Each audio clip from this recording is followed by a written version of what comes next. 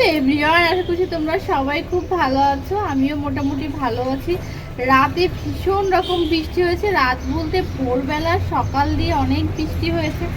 মানে সে এত পরিমাণ বিদ্যুৎ চমকাচ্ছিল, আমার তো ভীষণ রকম ভয় করছিল। রিদ্ধিও ঘুম থেকে উঠে পড়ছে, রিদ্ধিও ভীষণ পরিমাণ ভয় পেয়েছে। আর গাছগুলা দেখতে এত ভালো লাগছে, আর গাছে হচ্ছে বেলি ফুল ফুটছে, সেটাও ভীষণ ভালো লাগছে। মানে বেলকনিতে আসলে একদম গন্ধে ময়ময় হয়ে যাচ্ছে। তো কাজকর্ম করি, সব কিছু তোমাদের সাথে শেয়ার করব, এটাই আর কি। আর রিদ্ধির শরীরটা আগের থেকে অনেকটা ভালো, এই আর কি। আর তোমাদের দাদা ভাই হচ্ছে ঘুম থেকে উঠেছে। আজকে না অনেকটা লেট হয়ে গিয়েছে, কেন বলো তো? কারণ হচ্ছে বৃষ্টি হয়েছে, আমরা একদমই বুঝতে পারিনি, মানে ঘুমিয়েছি। মানে ভোরবেলার দিকে আমি জানালা দরজা আটকিয়ে জাস্ট হচ্ছে মানে দরজাটা লক করে ঘুমিয়ে পড়েছি। মানে বৃষ্টি হচ্ছিল যখন, তখন উঠেছিলাম, কারণ বিদ্যুৎ চমকাচ্ছিল, রাউটার সব কিছু বন্ধ করলাম, এই আর কি। আর সকালবেলা উঠেই হচ্ছে ভাত চাপিয়ে দিয়েছি। মানে সকাল বলতে এখন বেলাই হয়ে গিয়েছে, তোমাদের দাদা ভাই বেরিয়ে যাবে। আলু ডিম সিদ্ধ দিয়েছি, আলু সিদ্ধ, সব কিছুই তোমাদের সাথে শেয়ার করবো, এই আর কি। তো চলো তোমরা ব্লগটি দেখতে থাকো। তো এই যে আমার আলু সিদ্ধ ভাত কড়াইতেই দিয়েছি আর কি। হয়ে যাবে, কিছুক্ষণ রান্না করলেই সুন্দরভাবে হয়ে যাবে। আর এরকম ঘি আলু ভাতে ডিম সিদ্ধ ভাত খেতে কিন্তু আমার অনেক ভালো লাগে। আমরা মাঝে মাঝেই খাই সকালবেলা উঠে। আর মেয়েকে তো মেয়ে এরকম অসুস্থ হয়ে যাওয়ার পর থেকেই চেষ্টা করছি ঘি আলু সিদ্ধ ভাত এভাবে খাওয়াতে। ও মানে ও খায় আর কি, অসুবিধা হয় না। তোমাদের দাদাভাই আজকে তাড়াতাড়ি বেরিয়ে যাবে। সংসারে একটা মেয়ে মানুষ, তারই উচিত সুন্দর করে গুছিয়ে যেটা থাকে, পুরুষ মানুষকে খাওয়ানো, মেয়ে মানে বাচ্চাকে খাওয়ানো, এটা না মেয়েরাই যদি ভালোভাবে না পারে, সেই সংসারে কখনোই সুখ আসে না, সেই সংসারে সুখ শান্তি কোনোটাই আসে না, এটাই আমি বলবো। আর দেখো মানে বাইরেটা হচ্ছে বৃষ্টি হয়েছে, তো তারপরে রোদ উঠেছে, ঝলমলে রোদ, বেশ ভালো লাগছে আর কি। মাঝে মাঝে বেলকনিতে আসি, কিন্তু বেলকনিটা ভীষণ রকম কাদা হয়ে গিয়েছে। সকালবেলা উঠে কিন্তু আমার বেলকনিটা পরিষ্কার করতে হয়েছে। এই ঘর সংসার এত কিছু, মানে কিছুই নিয়ে যেতে কেউ পারে না, সব কিছুই সবাই রেখে যায়, তারপরও এত অহংকার, এত কিছু। তো দেখো এই যে দেখছি কি এখানে ছাদটা না ঝাড়ু দিচ্ছে, দেখছি অনেক ময়লা হয়েছে, হয়তো বা ওনারা মাঝে মাঝে এরকম ঝাড়ু দেয় ছাদটা, আমাদের এই বেলকনিটা থেকে দেখা যায়। আর সব থেকে সুন্দর ব্যাপার হচ্ছে আমার গাছে, মানে এই যে কতগুলা কড়ি হয়েছে, ফুল ফুটছে, আমার মনে হয় যে সারা বছর যদি এরকম বেলি ফুল ফোটে আমার ভীষণ ভালো লাগে। আর আমার সব থেকে প্রিয় ফুল কি জানো? সব থেকে প্রিয় ফুল হচ্ছে বেলি ফুল। তোমাদের কার কার এরকম বেলি ফুল পছন্দ অবশ্যই কমেন্টস করে জানাবে। আমার তো ভীষণ ভালো লাগে এরকম বেলি ফুল। তো যাই হোক, বেলকনি থেকে একটু এসে মেয়ের জন্য খাবার নিয়ে চলে এসেছি, আলু সিদ্ধ ভাত ডিম সিদ্ধ, আর এখানে এই যে ঘি নিয়ে নিচ্ছি, সব একসাথে করে মাখিয়ে মজা করে মেয়েকে আগে খাইয়ে দিব। আগে মেয়েকে খাওয়াবো, তারপরে আমি তোমাদের দাদাভাই খাওয়া দাওয়া সব কিছু করব। তোমাদের দাদাভাই বারবার বলছে একটু তাড়াতাড়ি করো, এই কারণে তাড়াতাড়ি করে এটাই করে দিলাম। সকালবেলা উঠে তরকারি ভাত রান্না করতে গেলে অনেকটা লেট হয়ে যেত, সত্যি কথা। তো এই জন্য এটা হচ্ছে তাড়াতাড়ি। আর আমার হচ্ছে ঘি ভীষণ রকম পছন্দ, এবং আমার মেয়েও এখন পছন্দ করে, তোমাদের দাদাভাইও এখন পছন্দ করে। রিধি অনেক দিন পরে এরকম আঁকা আঁকি করছে, শরীরটা ভালো আছে। আর এই যে হাতটা দেখাও তো মা, ওই হাতটা দেখাও, ওই হাতটা দেখাও, এই দেখেন, এগুলো এখনো কয়েকটা বাকি আছে শুকাতে, ব্যথা আছে, এই কারণে এখনো মানে গাটা মুছিয়ে দিয়েছি, স্নান করাইনি, অনেকটা দিন হয়ে গিয়েছে, স্নান করানো হয়নি। তো যাই হোক, এগুলো আঁকা আঁকি করুক। আর এদিকে দেখুন আমার হচ্ছে লাইটটা দিয়ে দিই আর কি, এদিকে আমার মোটামুটি মানে কালকে তো ঝড় বৃষ্টি হয়েছে অনেক, মোটামুটি দেখুন কাজকর্ম সব কমপ্লিট হয়ে গিয়েছে, ঘর টর গুছিয়ে নিয়েছি সুন্দর করে, একদম ঘর ঝাড়ু দিয়ে মুছে পরিষ্কার করে নিয়েছি, কারণ সকালবেলা উঠেই তো ব্যস্ততা থাকে, মেয়েকে খাওয়ালাম, এই আর কি। তো এই যে এই জায়গাটাও পুরো ক্লিন করে নিয়েছি। আর যেহেতু বৃষ্টি হচ্ছে ছাদে যায়নি, এই যে এই রুমটাতে কাপড় চোপড় মেলে দিয়েছি তোমাদের দাদা ভাইয়ের, কারণ অনেক বৃষ্টি হচ্ছে বাইরে, মেঘলা আকাশ, আবার কখন বৃষ্টি চলে আসবে এই কারণে ছাদে হচ্ছে যে আমি আর করিনি আর কি, নাড়ি নাই, কারণ বারবার যেতে হবে, বাবু অসুস্থ। আর এই যে আমার ঠাকুরকেও সুন্দর করে মানে ইয়ে করে নিয়েছি আর কি, পূজা দিয়ে নিয়েছি। আর গাছে ফুল ফুটলে এমনিতেও আমি ঠাকুরকে দিই। এই যে ঘট এখানে পাতা হয়েছে, ঘরটা এখানে পেতেছি সুন্দর করে, কারণ বৃহস্পতিবারে এইভাবে করে ঘট পাতা হয়েছিল। তো চালটা উঠানো হয়নি, তো একটা কিছুতে রাখবো, এই চালগুলা মন্দিরে দিয়ে দিব, মন্দিরে বা নিরামিষের দিন সুন্দর করে খিচুড়ি রান্না করে খাবো, এই আর কি।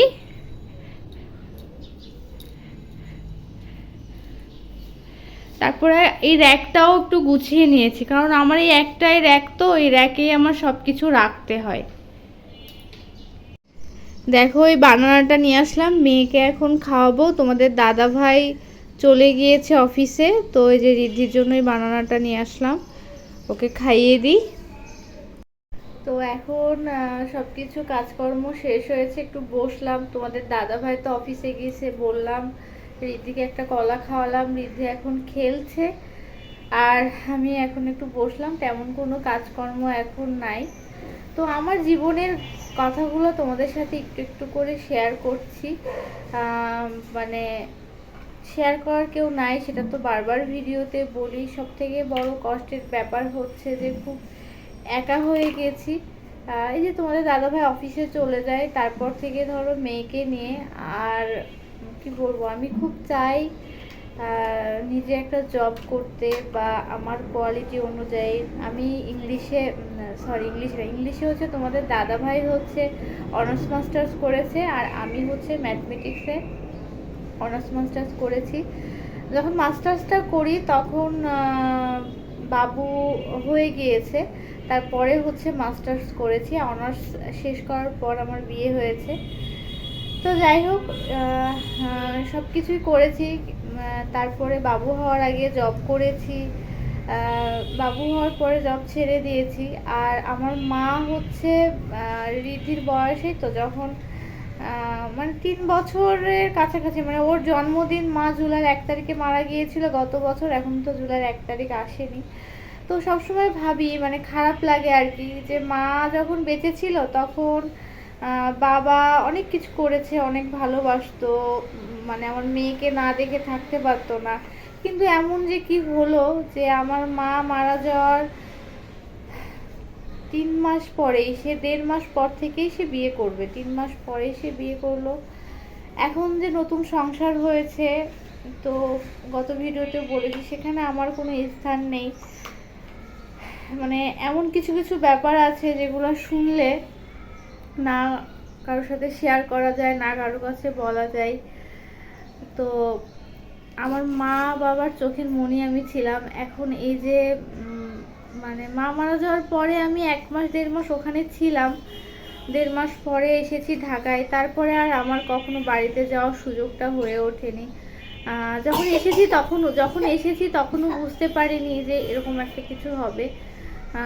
আমার বাবা মানে যেখানে বিয়ে করেছে আমি সেখানে রাজি ছিলাম না। আমি চেয়েছিলাম যে আসলে একটা শোক কাটাতেও তো সময় লাগে, কারণ একটা লাইফের একটা কিছু ঘটে গেলে, আমার মা বাবার 35 বছরের সংসার, সেই জায়গা থেকে এমন নাই যে আমার মা হুট করে মারা গিয়েছে, হার্ট অ্যাটাক করেছিল, তো সেই জায়গা থেকে একটু সুস্থ মানুষ মারা গিয়েছে, সেই শোকটা কাটিয়ে উঠতে অনেকটা টাইম লাগে আমার কাছে যা মনে হয়। কিন্তু তার মনে কি হলো জানি না, এই যে 7-8 মাস হয়ে গিয়েছে, এখন তো আমাদের সাথে কোনো তেমন যোগাযোগই নাই, যোগাযোগ তেমন করেও না। বাড়ির যারা কাকা টাকার আছে সবাই যোগাযোগ করতে চাই, সবাই বুঝতে পেরেছে যে আমার সাথে অন্যায় হচ্ছে এবং আমার সাথে অন্যায় হয়েছে। তো যাই হোক, যে যত অন্যায় করুক, যাই করুক, কারোর প্রতি আর কষ্ট রাখি না। কিন্তু শুধু একটাই কথা, যে এই যে এগুলো হলে না, শুধু মায়ের কথাটা খুব বেশি মনে পড়ে। আর আফসোস হয় যদি নিজের একটা ভাই বোন থাকতো, তাহলে হয়তো বা সে আমাকে বুঝতো, সে আমার সাথে কথা বলতো, এই আর কি। কিছুই না আসলে, যোগাযোগটা রাখেনি বা আমিও সেভাবে, আসলে কি বলবো, আমার এখানে মনে হয়েছে যে আমার বাচ্চা হয়ে গিয়েছে, সম্মানের একটা ব্যাপার, অনেক বড় একটা আঘাত করেছে অনেকেই, যেখানে আমাদের কিছু করার ছিল না। আর আমরা সর্বোচ্চ চেষ্টা করেছি তাকে দেখার। আমার বাবাকে আমরা মাথায় করে রেখেছিলাম। তোমাদের দাদা ভাইয়ের কথা বলবো যে আমার মা বাবা যখনই অসুস্থ হয়েছে, কোনো সমস্যায়, সব কিছু সে করেছে, আমিও করিনি। এই দিক থেকে তোমাদের দাদা ভাই অনেক বেশি ভালো। যাই হোক, একটু একটু করে সব কিছু জানতে পারবা, সব কিছু তোমাদের সাথে শেয়ার করব। তোমরা আমার পাশে থেকো, ভিডিওটি দেখো। আর প্লিজ এতটুকুই বলবো, যদি কোনো একটা জায়গা থেকে আমার ভিডিও তোমাদের, মানে আমার জীবনের কথাগুলো আমাকে তোমাদের ভালো লেগে থাকে, অবশ্যই আমার চ্যানেলটি সাবস্ক্রাইব করো।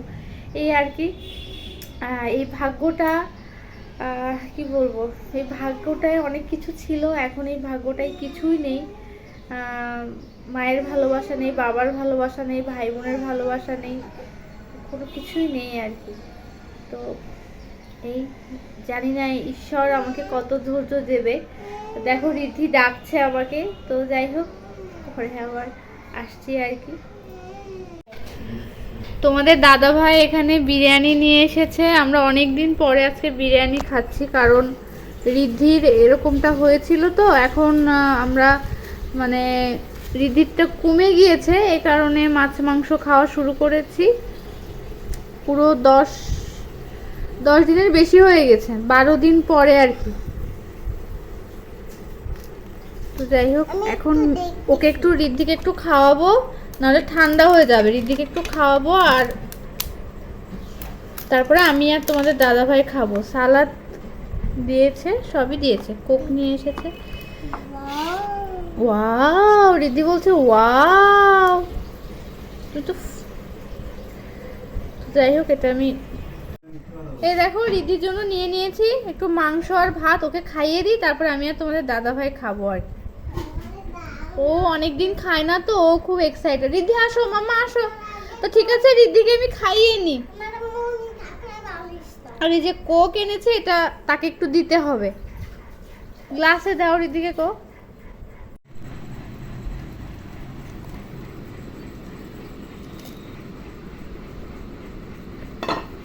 আমরা আজকে অনেক দিন পরে বিরিয়ানি খাচ্ছি।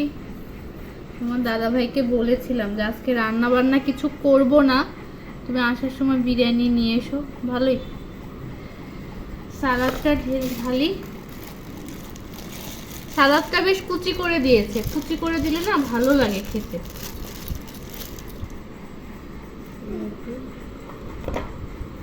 এটা আমি খাবো, এটা মেয়েকে একটু দিয়েছিলাম। আর এই যে আমারটা,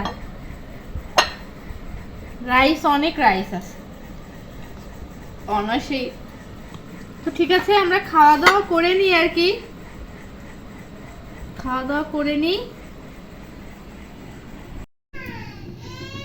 দেখো এখানে দুধ জাল করছি, সেমাই রান্না করব। সেমাইটা ঘি দিয়ে সুন্দর করে ভেজে নিব। এই যে দুধটা সুন্দর করে চিনি দিয়ে দিয়েছি, সুন্দর করে জাল হচ্ছে। আর এখানে হচ্ছে ফ্রাই প্যানে সেমাইটা ভেজে নিব। একটুখানি ঘি দিলাম, কারণ খুব সুন্দর একটা টেস্ট আসবে।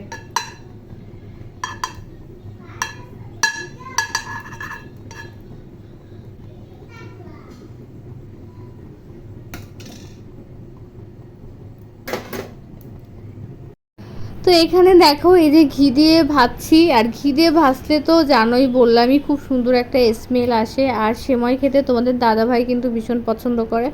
আমারও দুধের জিনিস, মানে দুধটা আমি খেতে পারি না, কিন্তু দুধের জিনিসটা আমার ভালোই লাগে, কিন্তু ওই যে অ্যাসিডিটির জন্য একটু কম কম খাই। আর মেয়ে অতটা ভালো খায় না, মিষ্টিও খেতেই চায় না তেমন। আগে কিছুদিন রসমালাই এগুলা ভালো খেত। তো এই রাত্রে তোমাদের দাদাভাইয়ের খুব ইচ্ছা করছিল সেমাই খাওয়ার জন্য। তো আর কি করা, বরমশাই মশাই যেহেতু মানে চাইলো, তাড়াহুড়ো করে সুন্দর করে সেমাইটা রান্না করে দিলাম এবং খাওয়ার পরে সে বলেছে ভীষণ রকম ভালো হয়েছে। আর রিধি বারবার বলছিল বাবা সেমাই খেতে চাইছে, তুমি তাড়াতাড়ি করে রান্না করে দাও মাম্মা। ঠিক আছে, আমি ভাবলাম যে আর দেরি করব না, তাহলে মেয়েকে রান্নাটা মানে বাবা আর মেয়েকে রান্নাটা করেই দিই। তো এই যে আর কিছুক্ষণ জাল করলে আমার সেমাইটা হয়ে যাবে, বেশিক্ষণ সময় লাগবে না। আর সেমাই একটু দুধ মানে দুধ থাকলে খেতে ভালো লাগে, একদম শুকিয়ে গেলে সেমাইটা কিন্তু ভালো লাগে না। তো এখানে আধা কেজি দুধ আছে, আধা কেজি দুধ জাল করে সেমাই রান্না করছি। এতটুকুই ফ্রিজের দুধ ছিল, আর বেশি দুধ ছিল না। তো আমার সেমাইটা একদম রেডি হয়ে গিয়েছে, এটা নামালে তাই ঘন হয়ে যাবে আর কি। তো তো এখন এই যে বাটিতে নামিয়ে নিচ্ছি, তারপরে ঠান্ডা হলে তোমাদের দাদাভাই খাবে। 3টা বাটি নিয়ে এসেছি, 3টা বাটিতেই হয়তো বা হয়ে যাবে আর কি। আর দেখি রিদ্ধি একটু খায় কিনা, যদি খায় ওকে একটু খাওয়াবো এই আর কি। তো কেমন হয়েছে সবাই বলো, কে কে এরকম এত রাতে, আমাদের কিন্তু রাতের খাওয়া দাওয়া হয়ে গিয়েছে, তারপরে সেমাইটা রান্না করলাম। তোমাদের দাদাভাই আগে প্রায়ই এরকম মিষ্টি খেত। তো আজকের ভিডিওটা কেমন লাগলো তোমরা অবশ্যই জানিও। ভিডিওটি যদি ভালো লেগে থাকে অবশ্যই আমার চ্যানেলটিকে তোমরা সাবস্ক্রাইব করো। তোমরা সবাই ভালো থেকো, সুস্থ থেকো। এই যে আমার সুন্দর করে সেমাই একদম রেডি হয়ে গিয়েছে এই আর কি। দেখো কত সুন্দর লাগছে দেখতে, এটা ঠান্ডা হলে খেতে আরও অনেক বেশি ভালো লাগবে। তো আজকের মতো টাটা, আবার নতুন কোনো ভিডিও নিয়ে আসবো।